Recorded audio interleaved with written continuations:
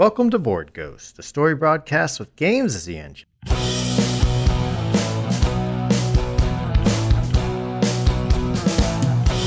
If living is a highway, then heaven is a bus stop. Been waiting for a minute there, or has it been forever? 'Cause dying don't agree with me. We believe you're out there, hungry for stories for shared experience.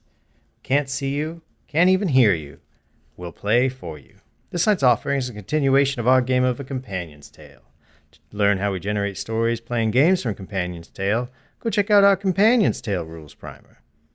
Our humble players, myself, John Holt, with me. And I am Ken Breese. And D. Gailey. Well, all y'all are welcome to my table. We're continuing our Companion's Tale in what seems to be a valley with a hero who fell off a cliff. All right. A fallen hero. So we kind of did the history phase for Act 2, and we're going to go right into our cartographer phase for Act 2.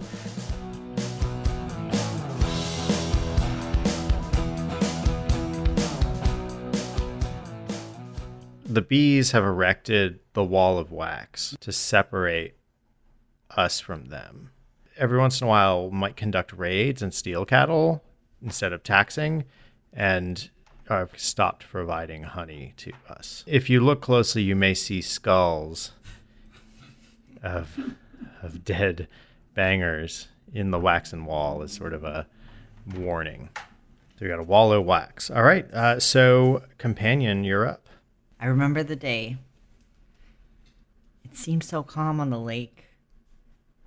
I thought it would be perfect. I had just finished up some of my calculations and studies of the mysterious geode matter that I'd taken from the crystal cave.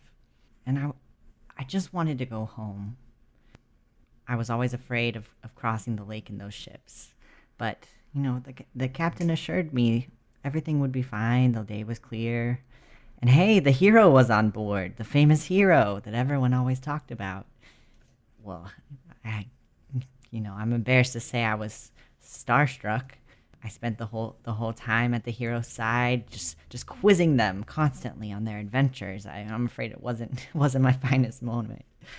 And when the tragedy struck, when that monstrous tentacle rose out of the lake and capsized the boat, I'm afraid I was so terrified. I can hardly remember the events after that. But suddenly, the hero was there. And they, right in front of me, reaching out a helping arm, but something in their eyes, a whispered words. They said they'd help me. They'd take me from the dark depths of the lake, but only if I told them my secrets of the cave, secrets of the inventions I'd made. And I wish to God I had the strength to refuse the hero's hand. But I couldn't. Mama said we had to burn them. The thing is, if we don't go to the caves anymore, it just builds up in our heads. All the thoughts, all the ideas. It just wants to burst out. So Mama says we got to go to the pile and just focus on those things, and up they go. Is it my fault that I had a dream and up went the house? They should let us go back to the caves. In this time of the valley, as the hero was starting to come into their own, there was a game that came into vogue amongst the farmers of the Epom and the lake riders, and even, maybe even especially, amongst the bangers. It was called Bee Smash. Bee Smash is similar to what we know as tetherball, where there is a ball of rubber or leather affixed to a string, to a rope that is then affixed to the top of a pole. Smashing this ball, which has been painted to be black and yellow like the tip locks, with bats seemed to be a game that came into vogue. Bee Smash. It portended very difficult times for the valley. On the far side of the lake, there's a tall building, which is the Heroes Institute. And it's a very private school. Only the most illustrious people can be admitted to it.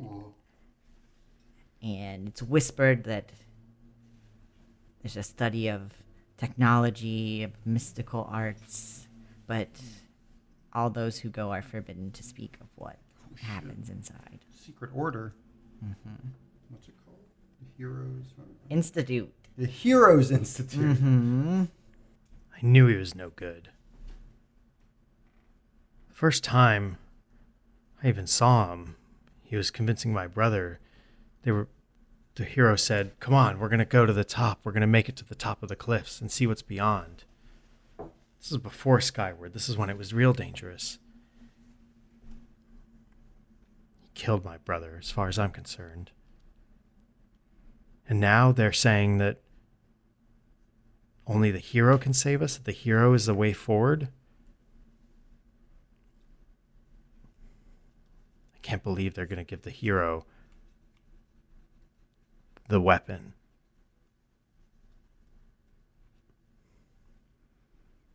He'll kill us all like he killed my brother. My son, he had the crystal power. It was clear upon him from when he started to walk and talk. Weird things would happen around the house. I got so worried as he approached his flowering age. The fire pit wasn't doing it. We would send him there, send the kids that had the crystal magic upon them, try and burn it out of him. I didn't want that. I didn't want what made him special burned away. So we got together with some other families and we asked our kids, what did they think we should do? And each one of them kept talking about seeing the crying man, seeing the pool at the bottom of it. And so we traveled there. And it was unlike anything I've ever witnessed.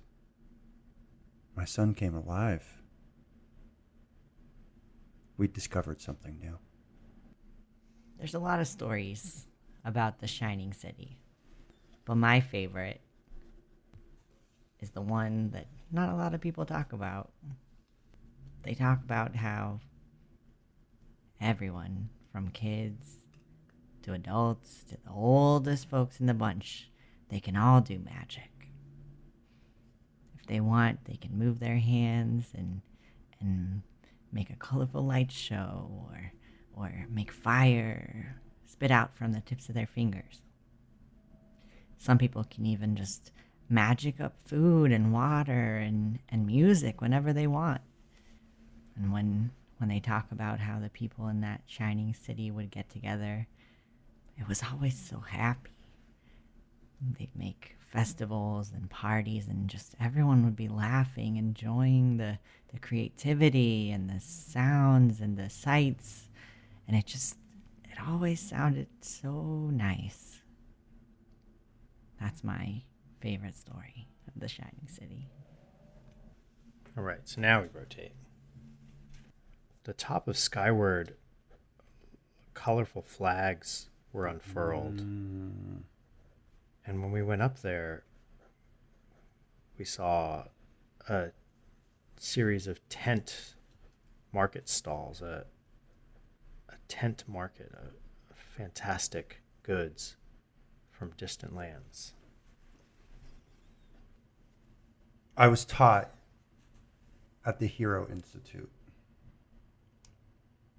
or as some of us called it, the Institute of Crystal and Water. The hero taught me themselves. They'd been able to discover the secrets of the crystal magic from someone they rescued. And they were altering it in amazing ways. We were able to imbue crystals with magic, to empower them, to power our own abilities. Once, the hero had us all conjure together. All 24 of us. The sky turned green that day. And then cracks formed in it. Purple cracks. And the green shards started to rain down. The hero wanted us to collect the shards. We were scared. We had done something. We'd unleashed something. The sky was still scarred. The next day.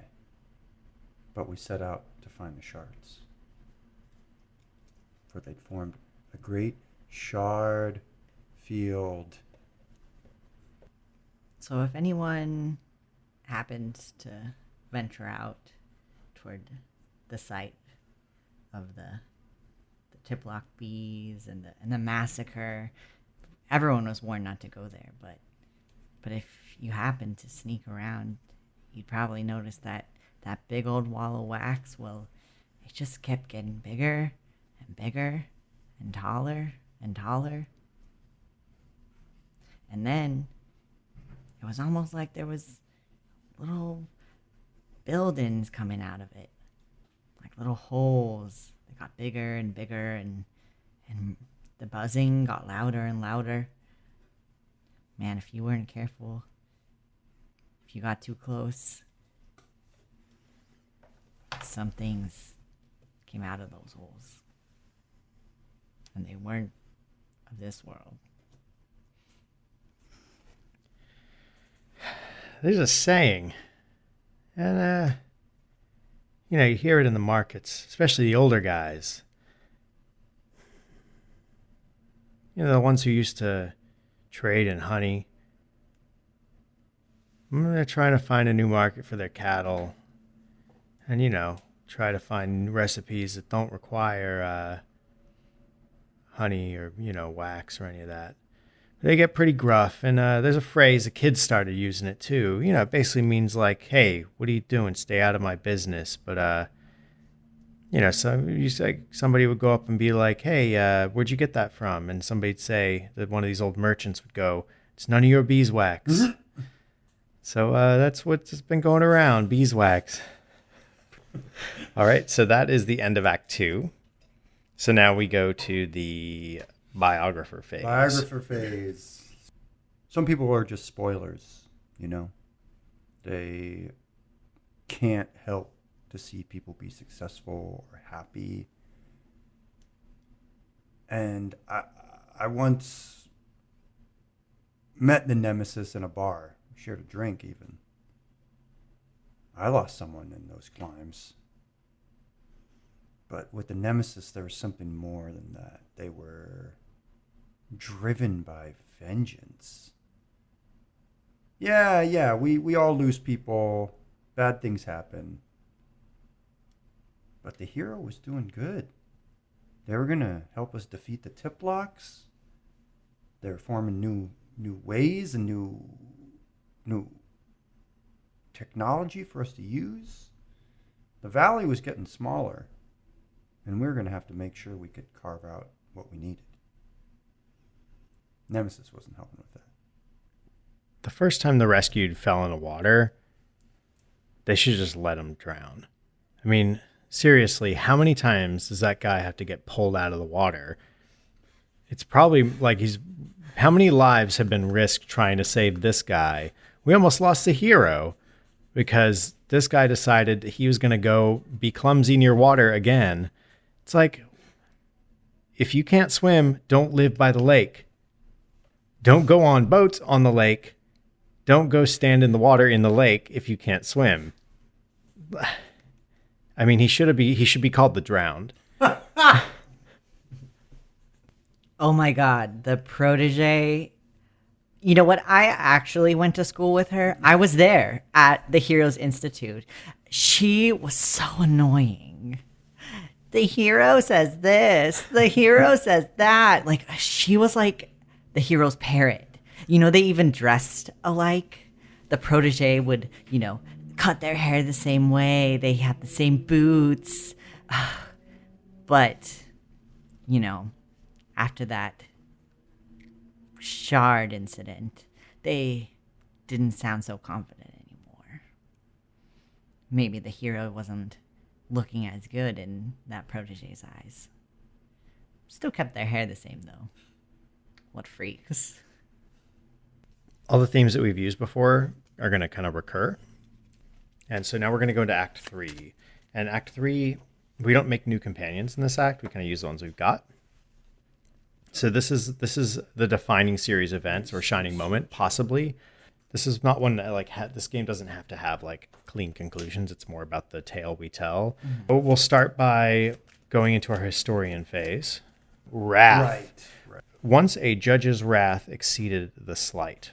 The people of the valley were evicted from the Shining City. Mm-hmm. They dabbled in dark blood magics and made these blood crystals and blood crystal weapons. Fortunately, the coup, the violent uprising that they were trying to do against the queen of the Shining City was thwarted, and they were sent out. Their chosen one and the weapon shattered at the foot of the palace stairs. The trail that they ran to the people of the valley, that passage, that time of running, is called the River of Blood. It's a wending trail between the Shining City and their valley, a twisting trail where many bodies were left, and as they were harried across the land. Their valley is an interesting turn of phrase, because the Tiplocks were really in the valley before the refugees ever arrived. And the Tiplocks had been seeing more and more growth and sophistication coming from the residents, the human residents of the valley. Tiplocks were a savage people, a people who continued to follow their norms and practices from hundreds of years gone by. And they saw that way of life being destroyed and challenged. And so the army of Tiplocks was formed. So it makes sense that the hero would build their great invention next to the shard fields, because it was said to have been powered by them. So I guess since it was close by, it was easy to gather the necessary fuel and materials. It was a weird contraption. Somebody said it kind of reminded them of something called a telescope, some remnant of the Shining City. So it became known as the Hero Scope. No, nobody really knew what that meant. Scope. Okay, so we've all added something in the historian phase. There are way more merchants and a lot of supplies that don't seem to be for sale up at the tent market. Uh-oh. They just keep erecting more tents. And not selling anything. The Tiplock army is laying siege to the Bee Smash Stadium It is an ongoing siege. It's not over yet. They're under besieged. They're besieged. They're under besiege. They're being besieged. All right, companion, you're up.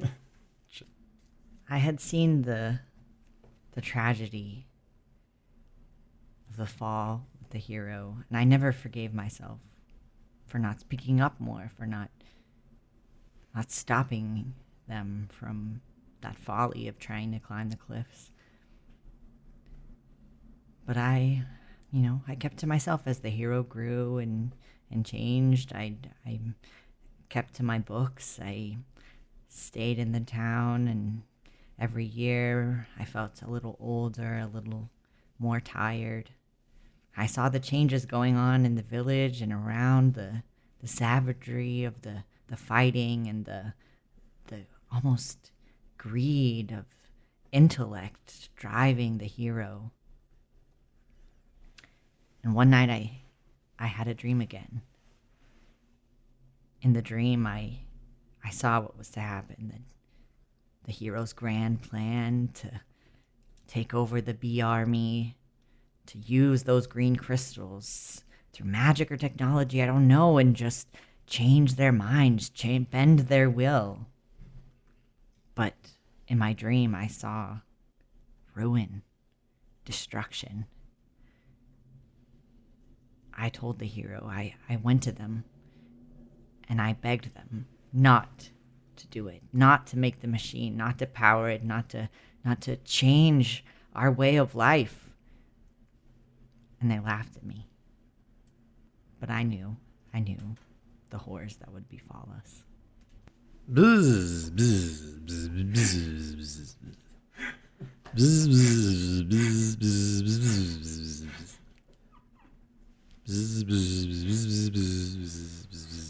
bzz. And that's why we won't trade with them anymore. After the Heroscope was created, there was a flowering of technology and creation to come from the graduates of the Heroes Institute. The hero had been able to create a contraption and an invention of such power.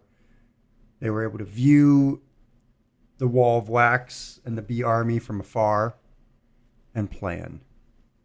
The myth says that the hero first used the green shards to create the Heroscope. But thereafter, the myths say, they quickly rediscovered the secrets of the blood crystal. Rotate. Rotate. So, cartographer. Yeah, I think with the flowering of technology within the town, the Heroes Institute grows bigger and bigger. They had a couple new wings. They had, a big, kind of like a greenhouse type situation. And they start building into the cliffs.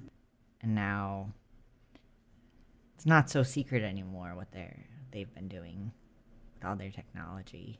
Developing weapons, and studying most of all those blood crystals. Came from the mixing of blood with the crystals of the caves and the power of imagination. Exactly. And because of that, the Crystal Cave has actually become more of a mine at this point that people are sort of going into, specifically people who work for the Heroes Institute. So there's like this mining concern that's recently come into fruition at the Crystal Mine Cave. I got the orders last night.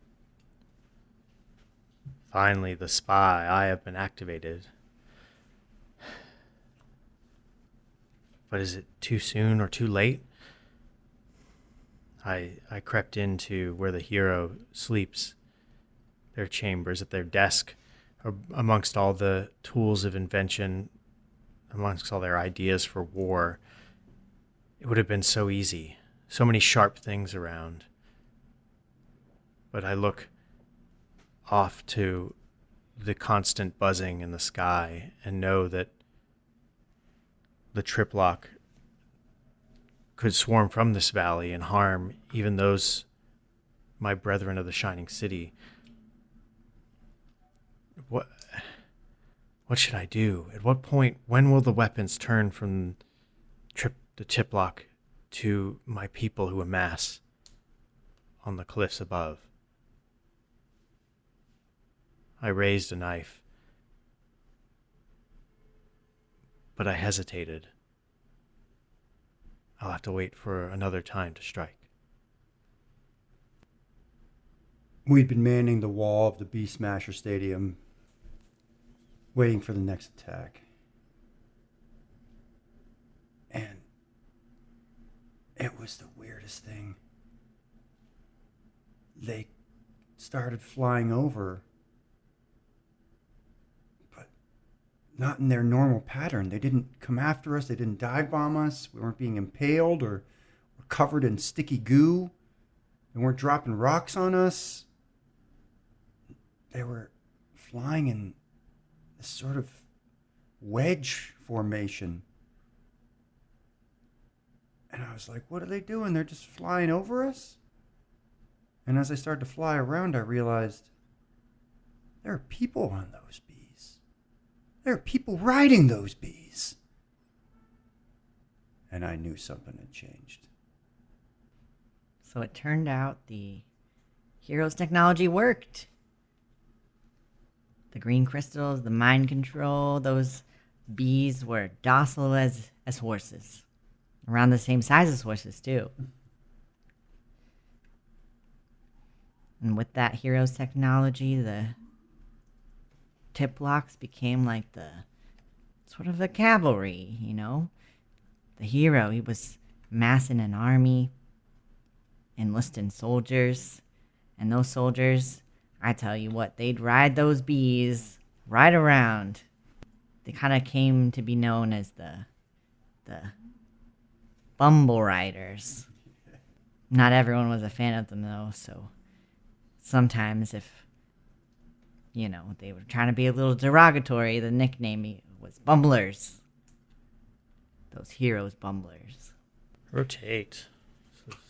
Maybe the hive and the wax wall is now like an army compound as the Heroes Institute has taken over the bees. They kept the wall.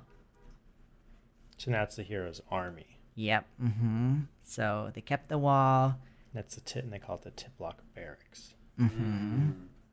So there's bees and humans from the Institute, and they spend their days training, and you can kind of see if you look down the military groups of people like marching or flying in formation.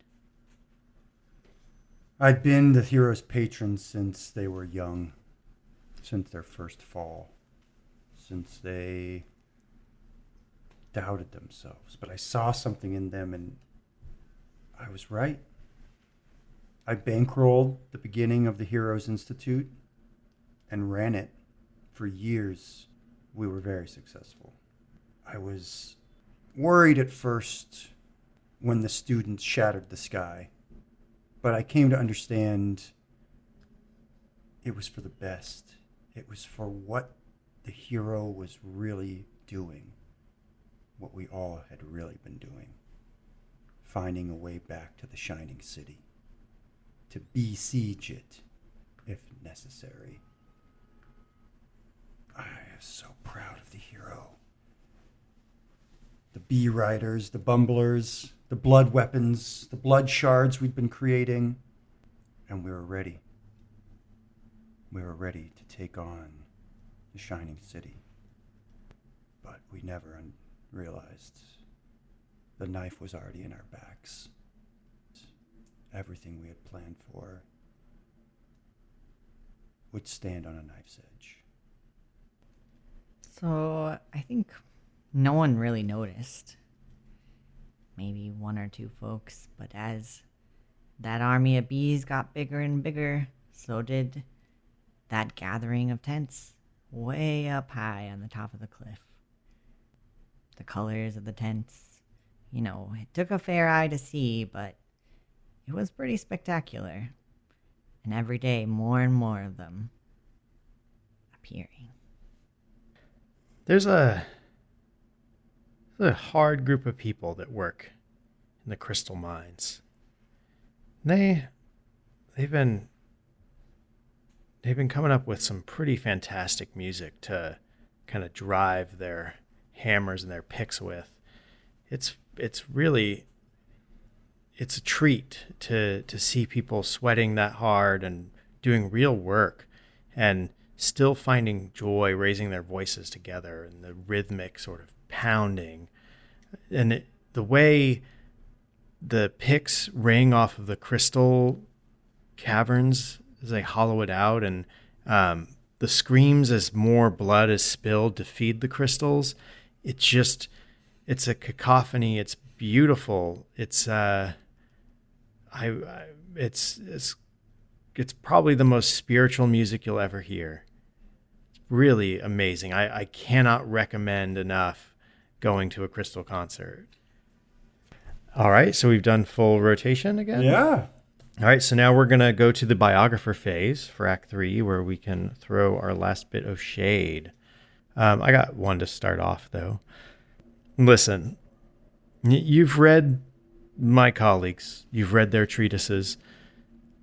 There's been a lot of study about the rise of this hero as part of the cycle of heroes, and when they take their place in the pantheon of one of the blood crystal users. But I still pretend that it's the Protege who really is the hero of this age. The other, what we call the hero is really just the facilitator for the Protege.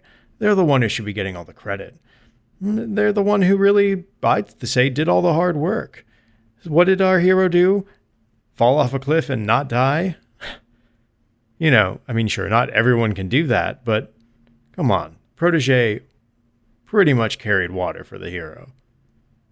But it's all in my treatise here. Listen, 6 Xerstes and it's yours. Who was the spy really? So little is known about the iconoclastic figure who spurred the modern age with their brave heroics behind the scenes. Some people think they were a member, a person cast out from the Shining City sent to do their bidding. Others think the spy was something more, maybe. A lover, a friend. But I know who the spy was. They were a lost little boy, never loved by mommy and daddy, trying to find meaning in some greater purpose, only to be shattered when their dreams didn't come to pass. The only reason our order exists is because of the foresight of the Oracle. She was able to warn us in time of the folly of the hero, of the death and destruction, the doom that was to come. We were able to hide away during the Great Conflict. And we've been able to create this garden utopia. Some remnant of the goodness of the Ep182 before it was corrupted. All hail the Oracle. So now we're going to go into our epilogue. So we're going to say goodbye to one or both of our companions. I think I have one for the Nemesis I can start with. All right. It was early on when the chiplocks had just been harnessed, when they had just been brought to heel, and they were building the barracks. And I knew that if I didn't try to stop him soon, the hero's power would be unmatched. So I snuck in. I snuck into the depths of the hive to find him, to find the hero and hopefully stop them. I found the hero there sitting in what had once been the queen's throne. And I approached, feigning a bow, about ready to strike. But I was stopped midair, and a smile spread over the hero's face. And I looked down, and I tried to say, "What?" And only a bubble of blood came to my lips. And I saw the stinger protruding from my chest, and that was it. That is where I fell, in the heart of the hive. I had been hard at work in the green shard fields. As the hero's protege, it was my responsibility to see that production was kept up, to see that the graduates of the Institute learned their lessons well and were able to continue to create the shard armor for our bee companions, our bee mounts, and create the blood crystal for our weapons. Over time, I also became the manager of the mine to make sure the crystal flowed. Once we had depleted the shard fields, it was the only place we could continue to create blood crystal. I was angry when the hero denied my request to suit up and go with the warriors against the tent market. We knew it had been a secret staging ground for the Shining City's forces. They'd been pouring down the river of blood for years. Let them move away from their city walls. Let us defeat them in the field, I said. But the hero would not hear of it. I was too important to the cause. It was the one time I disobeyed the hero. I would not be kept from this glory, just as they would not be kept from it. And so I flew into battle, secretly.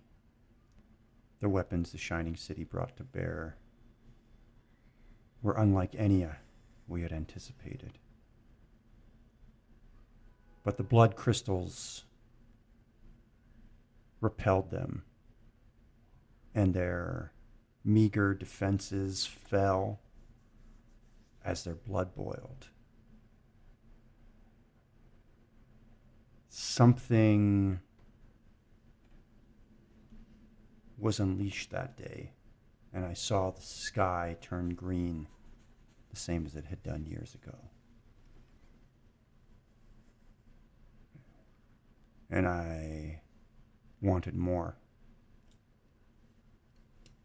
The hero had me imprisoned for my willfulness, but they needed me to continue to create the blood crystal. And so I was chained to that. Chained in the mine, my prison and my workshop. You know, the day I made that bargain with the hero, my life, for my work, I didn't feel like I had a choice. I didn't want to die there in the lake. And at first it was okay. I got to do what I loved best, studying, writing, and the things that we made at first were so exciting and interesting. But then after that, it was like things changed, the things that the hero was making. I don't know. I don't know why I didn't say anything. It was like a dream. It was like things just progressed. And then one day I'm looking up at this giant monstrosity, and the hero, they turned to me. Our eyes met, and I just said, you You can't do this. This is crazy. I never wanted any of this. And they laughed at me. And they turned around and they went to turn the key and push the series of buttons and levers that would turn that horrible thing on. And I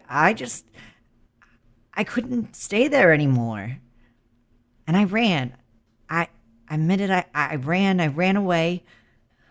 And I never looked back. I had to leave because I couldn't bear witness to the horrors that my one decision had made. And I guess that makes me a coward. I stood on the walls of the barracks, waiting for them to return. I prayed they wouldn't. I hoped that my warning had gotten to the tent markets before the first riders left the hive. But soon the buzzing was in my ears and I could see the flames on top of the cliff. I knew it was over. He was the first one to land. The hero stepped up to me, put a kiss on my cheek, and a piece of burnt paper in my hand. Smiled and said, "You're mine now. You're my spy forever." And I looked at the note. It was my warning to the tent market, to my people, to prepare them for the attack, to tell them to run or to somehow fight. But be aware, be safe, be ready. But they were lost. So was I. After his victory over the tent market betrayers, the hero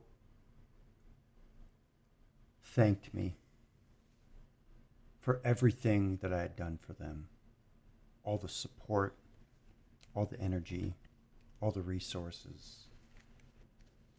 They dedicated the victory to my name. And I knew I had done what I had set out to do, my life's goals. We had brought power and prestige back to our people. Those of us who remembered the old tales, our people as refugees leaving the shining city, our revenge was at hand. I would not see it, though. I was old and already fading away. At the victory dinner, when so much respect and honor was heaped upon me, I knew then it was the apex of my life. I was bound to the hero forevermore as loyal subject and part of their myth. I knew history would treat me well. And as I died on my bed, slipping into sleep forever, a smile was on my face. The last days in which I saw the hero, they were something of a nightmare. Every day the screams from the crystal mines would get louder. The children were frightened. The buzzing of the army of bees and the constant flying about in military formations, everything. I had tried to warn them, but it seemed like only a few listened. I remember the day we decided to leave. It was the eve before the battle that would be the culmination of the hero's folly. So I met quietly with the few people who didn't want to be a part of that, and we snuck out. We moved further down the valley, but I remember seeing the hero around the fire that night, and their eyes seemed to glow. I really wish things could have been different. That's our companion's tale. Depressing. The hero did it. They saved everyone. Everyone through blood.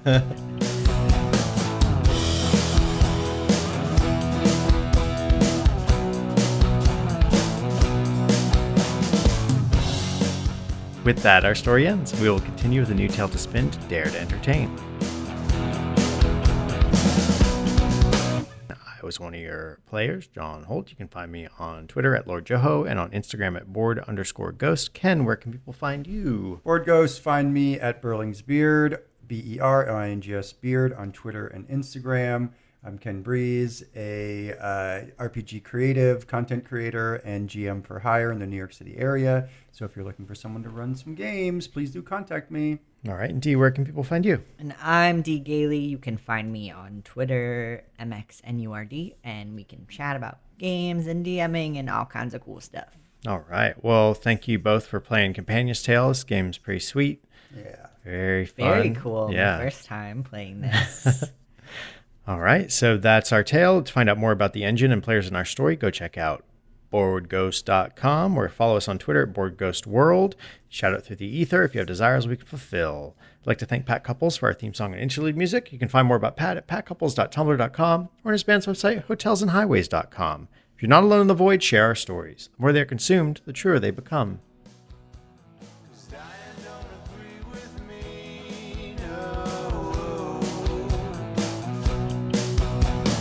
Dying don't agree with me.